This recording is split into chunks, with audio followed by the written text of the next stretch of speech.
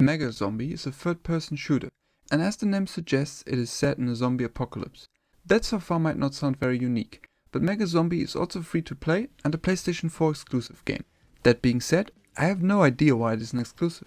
I'm pretty sure Sony didn't pay for exclusivity, and the game does look like it could also run on the PlayStation 3 or on Xbox 360. Doesn't really make sense to not release it on Xbox One and PC as well, but what do I know? The first thing you'll probably notice is that this game has under average visuals. It seems to be some kind of block visual design, which is rather rare on console games, and I can totally understand why it isn't being used more often. With a lot of goodwill, you might still classify this as acceptable. But more importantly, how is the gameplay? The gunplay in Mega Zombie is a bit of a mixed bag. Sometimes your weapon will be surprisingly accurate on the greatest distances, on other occasions you'll be missing shots on point blank range. There's just a very loose and slightly janky feeling to it. Nonetheless, the gunplay can sometimes be quite enjoyable. You can just not take it too seriously. As I will explain later on, if you try to play Mega Zombie in a competitive way, you will just be left in frustration. Movement in Mega Zombie mostly feels fine, even though motion blur can become slightly annoying. Fall damage is also really weird in this game. Falling from around 2 to 3 meters will almost always give you 0 damage, but if a fall is a little bit more than 3 meters, it will pretty much always automatically kill you. This is just a bit too extreme and took me out a couple of times where I really didn't see it coming. Mega Zombie features 4 different game modes. The game released with Team Deathmatch and a Battle Royale mode, and added a Search and Destroy and a Team Survival mode with the latest content updates. The main mode and clear highlight of the game is certainly the Team Deathmatch mode. It features 4 teams of 4 players battling each other, while they also defend themselves against hordes of zombies. Killing other players rewards more points than killing zombies. Headshot kills give bonus points, and in the last minutes of the match, boss zombies will spawn, which are far quicker and harder to take out. Those naturally reward the most points. The team with the highest point score wins, and not naturally the team with the most kills, even though they are usually the same. I really think Team Deathmatch is by far the best mode in Mega Zombie. I really like the concept of PvPvE, especially with 4 teams, and the mayhem it creates can be very enjoyable. It would also be great to see this mode implemented by perhaps a bigger developer.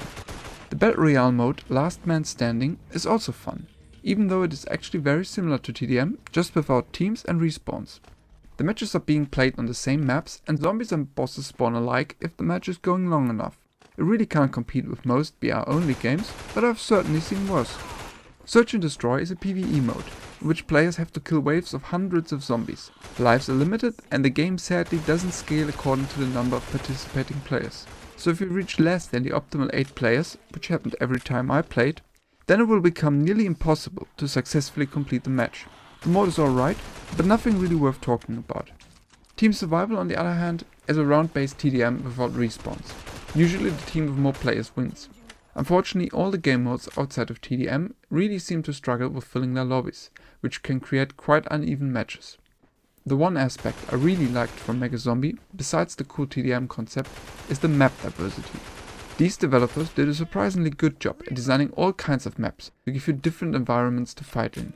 There are winter maps, maps in the desert, a swamp, or an airport, in foggy cities, forest maps, nuclear plants, large ships, and all kinds of other city maps.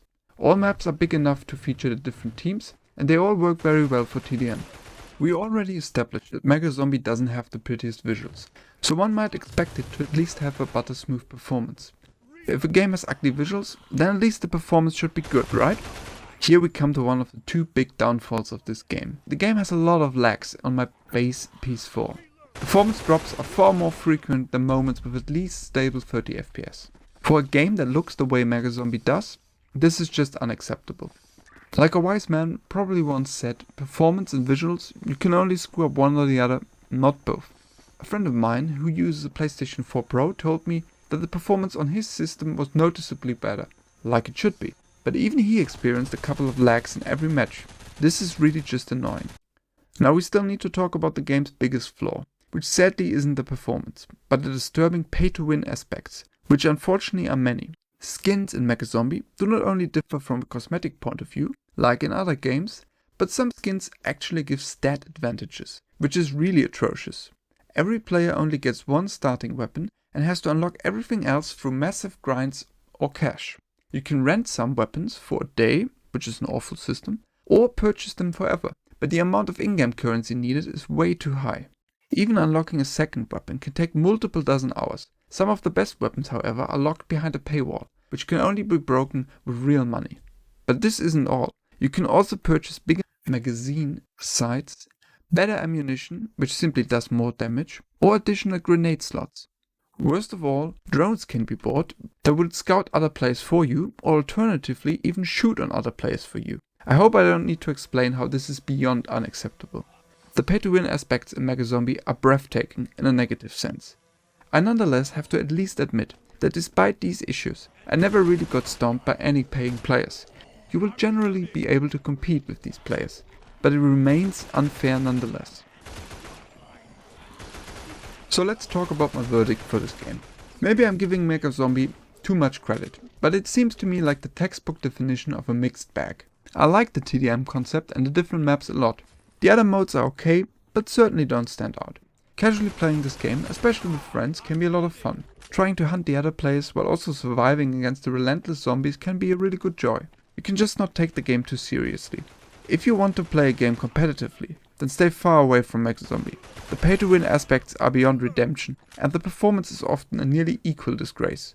Gunplay is also way too loose for a serious game. Despite these massive issues, you can have a good time in Megazombie for a couple of hours. I would therefore generously give the game a 5 out of 10.